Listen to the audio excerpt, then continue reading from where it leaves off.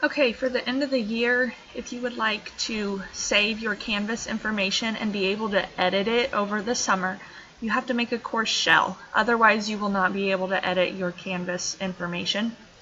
All I do is I click on Courses on Canvas and I go to the All Courses.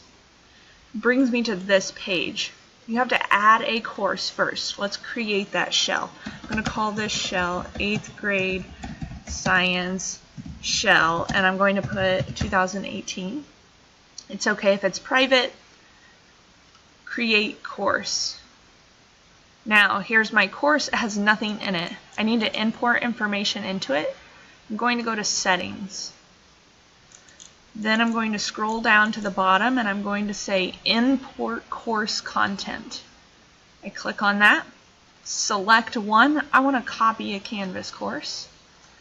I want to copy my course from this year, Science 8, 17, 18.